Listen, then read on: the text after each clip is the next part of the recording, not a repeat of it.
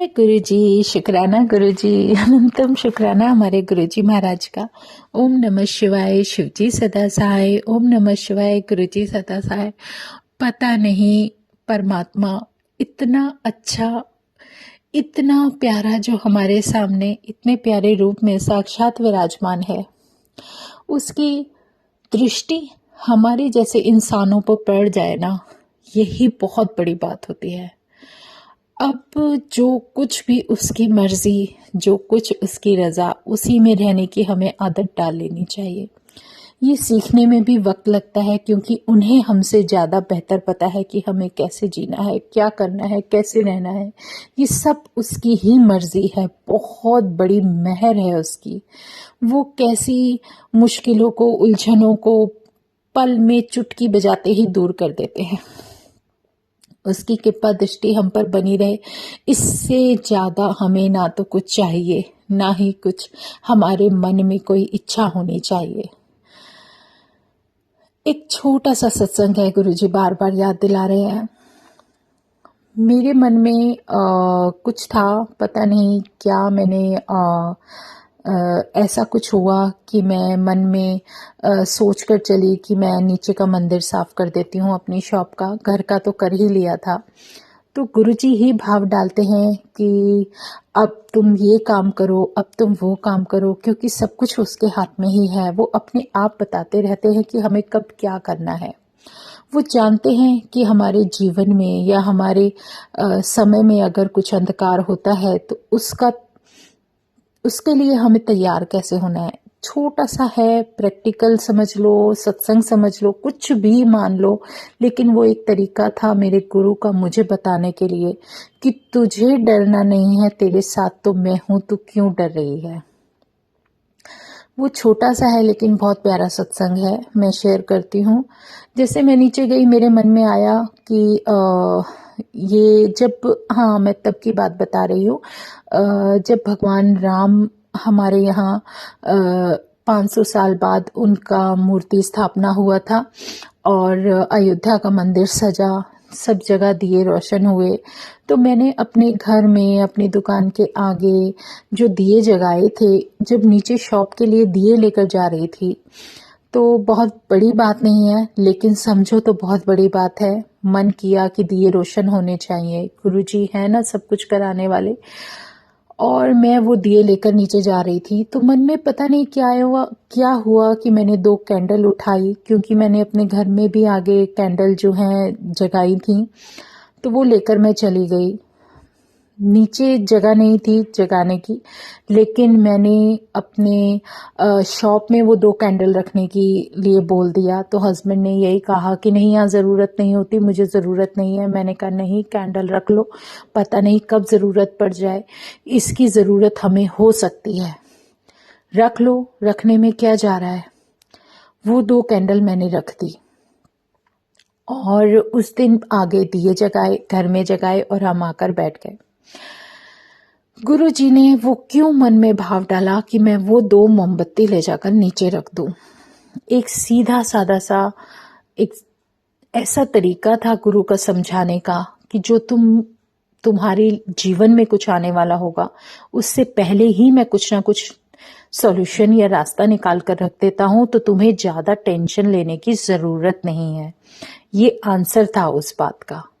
कुछ दिन की बात, मेरे हस्बैंड को काम से बाहर जाना था और देखो हमारे यहाँ कभी लाइट नहीं जाती, और अगर उस दिन वो कैंडल मेरे पास नहीं होती तो जो भाव मेरे मन में डाल दिया कि 2 कैंडल दुकान पर रख, वो अगर मेरे मन में नहीं होती तो शायद मैं कितनी परेशान होती अकेली।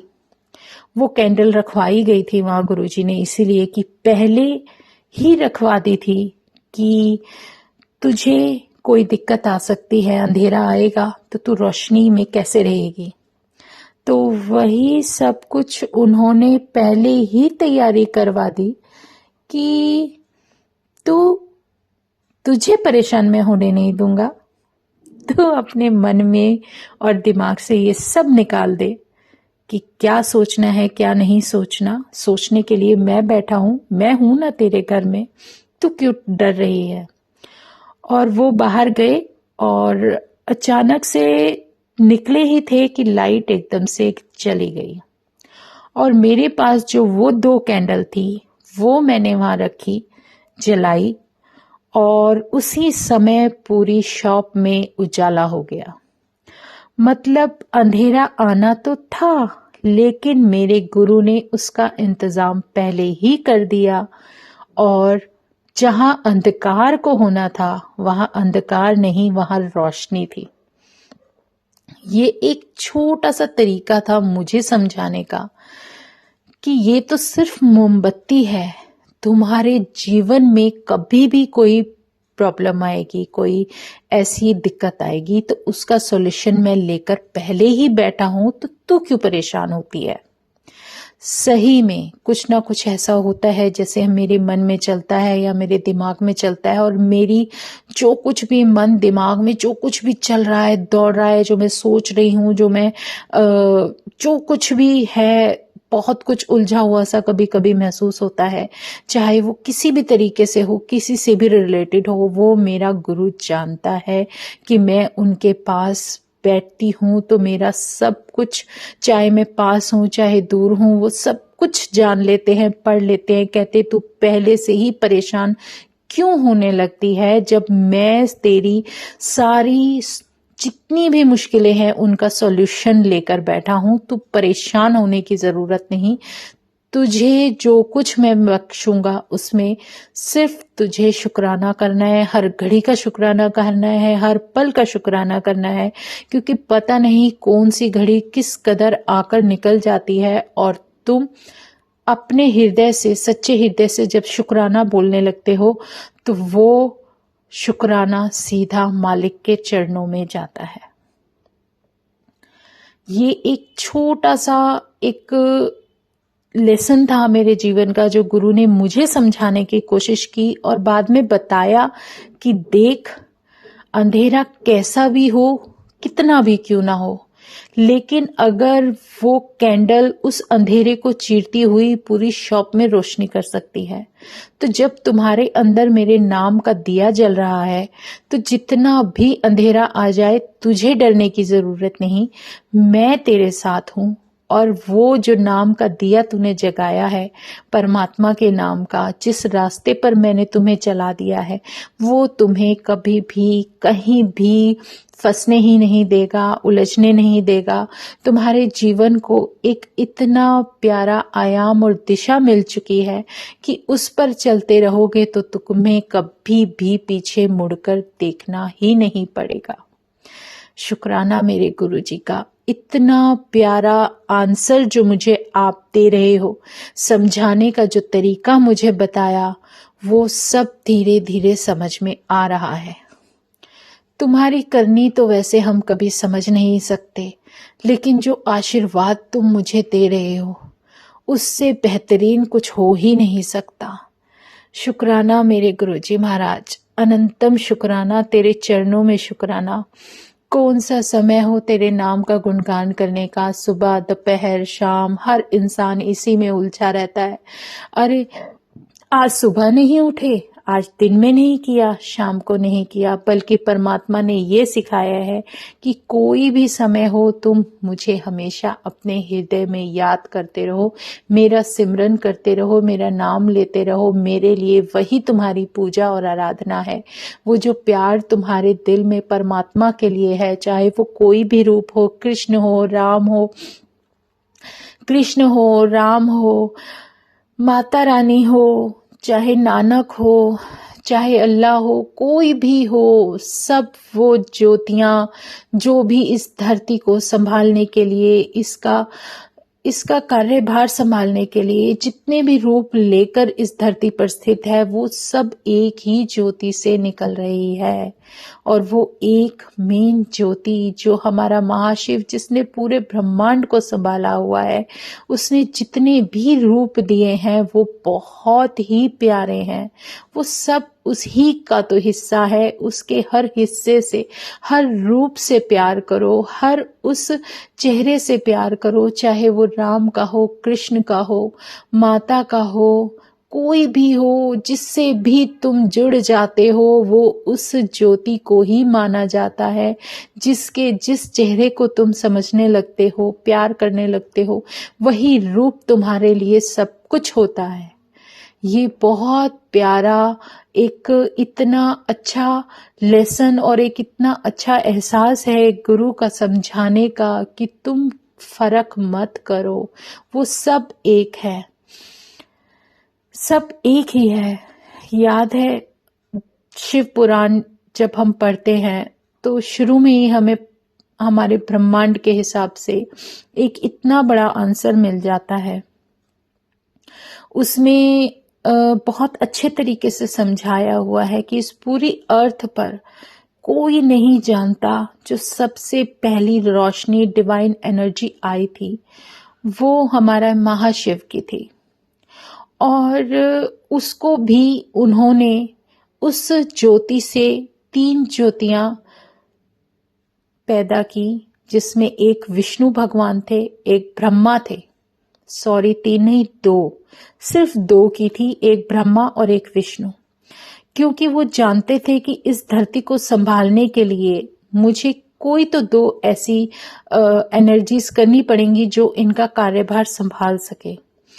और ब्रह्मा जी विष्णु भगवान की नाभि से निकले थे, क्योंकि विष्णु भगवान जो कि निद्रा में थे, और उनकी नाभि से जब वो कमल का फूल उत्पन्न हुआ और उसमें ब्रह्मा जी हुए, तो ब्रह्मा जी को ऐसा एहसास हुआ कि मैं ही सबसे बड़ा हूं, और विष्णु भगवान को लगा कि मैं सबसे बड़ा हूं, मैंने ही सबको बनाया है, मैंने ही इसको उत्पन्न किया है, ब्रह्मा को उत्पन्न किया है। लेकिन ब्रह्मा जी को ये गलतफहमी हो गई कि मेरी वजह से ही विष्णु भगवान उत्पन्न हुए हैं, मैंने ही ये सब कुछ किया है।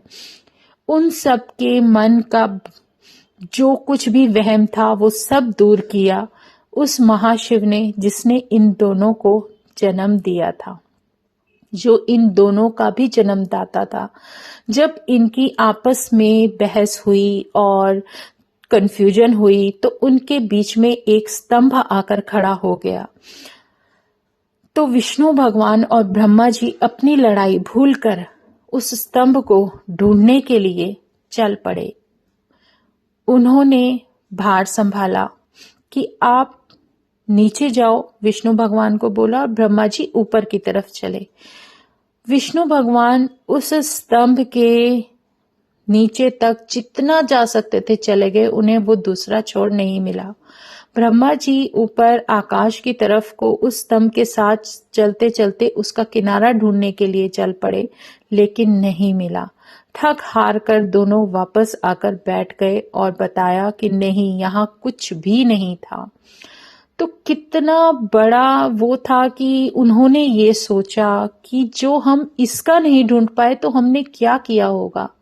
तभी हमारे महाशिव का प्रकट होना और उन्हें ये ज्ञान देना कि देखो, इस धरती का कार्यभार संभालने के लिए ही मैंने तुम दोनों एनर्जीज को एक इस रूप में जन्म दिया है, और उनको सब कुछ समझाकर ही वो आगे बढ़े। तब उन्हें समझ आई कि ये तो हमारा दाता, हमें जन्म देने वाला एक वो लाइट है जिसको कोई भी नहीं देख सकता। उस लाइट ने ही एक ऐसा रूप लिया जो हमारे महाशिव का रूप था, जो कि बहुत ही प्यारा और बहुत ही मनमोहक था। जब उनको और इस संसार में सबकी उत्पत्ति के लिए, परिवार बनाने के लिए जो कुछ भी ब्रह्मा जी को निर्देश थे, उस हिसाब से ये धरती पर जन्म देने की प्रक्रिया, मृत्यु की प्रक्रिया सब चलने लगी। लेकिन सबके बावजूद जब ब्रह्मा जी का परिवार था, उनके विवाह के लिए उनका विवाह कराया गया, विष्णु भगवान की अर्धांगिनी हुई, तो उन्हें ये लगा कि महाशिव अगर हमारे विवाह नहीं करेंगे तो ये लोगों के लिए, उन सब लोगों के लिए एक अच्छा मैसेज नहीं जाएगा, और काफी लोग उस रास्ते पर चल पड़ेंगे जो कि महाशिव को देखकर उनके अनुयायी होंगे, जो कि सिर्फ उन्हीं को मानते होंगे। तब उनके प्रार्थना करने पर महाशिव ने अपने अंदर से अपने ही जैसा एक रूप रुद्र नाम से, जिसको हम शिव नाम के से जानते हैं, उनको उत्पन्न किया और उस शक्ति का नामकरण करने के बाद उनका विवाह कराया गया, जिनकी अर्धांगिनी सती थी। तो ऐसी बहुत सारी बातें, जो क्वेश्चंस हमारे अंदर होते हैं, वो सब क्लियर हो जाते हैं। और जितनी देवियां हैं सब उन्हीं की शक्ति है, सब उन्हीं के अंदर से आया हुआ है। आप कभी ये मत समझो कि ये अलग है, वो अलग है। हम अलग करने वाले कोई नहीं होते। सब में, किसी भी भगवान में, किसी भी एनर्जी में कोई भेदभाव हमारी तरफ से होना ही नहीं चाहिए। सब उस परमात्मा, उस परम पिता परमेश्वर की ही दिए हुए हैं, जो एक सबसे बड़ा साकार रूप है, निराकार रूप है। क्योंकि जो एक ज्योति सबसे पहले ब्रह्मांड में थी, उसको हम ओमकार के नाम से जानते हैं। और वो ओमकार ही है जो कि इस पूरी धरती को अपने भार पर संभाले हुए है। उस एक नाम से ही पूरी सृष्टि चल रही है। और वो ओमकार ही है जो हमें हमारे उस मंजिल से मिलाता है ले जाकर, जिसके लिए दुनिया तरसती है। तो उस ओमकार का नाम सबसे बड़ा नाम है। ओमकार से ही ये सारी सृष्टि बनी है। ओम, तभी हम सबसे बड़ा, सबसे शक्तिशाली और एक बहुत प्यारा, इतना बड़ा ओमकार का वर्णन जो किया जाता है, जो हुंकार हमारे अंतरात्मा से निकलती है, वो अलग ही होती है। हर चीज में सबसे पहले ओमकार ही होता है। तो धीरे धीरे जो कुछ भी प्रभु हमें समझाते हैं, हमारे अंदर के अंधेरे को खत्म करते हुए ज्ञान का प्रकाश डालते हैं, तो वो सब प्रक्रिया को ही हम सत्संग कहते हैं, जिससे हमारी आत्मा हमारे परमात्मा से कुछ पल के लिए मिल जाती है। और वो मिलन ही हमारे लिए सबसे जरूरी होता है, जिसके अंदर हमारे आत्मा की जो भी धुलाई होती है, जो अंदर का सब कुछ क्लीन होने की प्रक्रिया धीरे धीरे शुरू हो जाती है, वो सत्संग में ही होती है। और वही हमारे जीवन का लक्ष्य होता चला जाता है, जब हमें इस बात की समझ आने लगती है कि सत्संग है क्या। शुक्राना मेरे गुरुजी महाराज का, जो आज ऐसा भाव दिया कि मैं ये सब बोलूं। तो जय गुरुजी, शुक्राना गुरुजी। जो कुछ भी तुम समझा रहे हो, देना चाहते हो, जो कुछ समझाना चाहते हो, जो भी हुक्म दे रहे हो, उसे समझने की हमें समझ दे देना। तो जय गुरुजी, शुक्राना गुरुजी, अनंतम शुक्राना मेरे गुरुजी महाराज का। ओम नमः शिवाय, शिवजी सदा सहाय। ओम नमः शिवाय, गुरुजी सदा सहाय। शुक्राना शुक्राना, अनंतम शुक्राना। जय गुरुजी, जय गुरुजी, जय गुरुजी।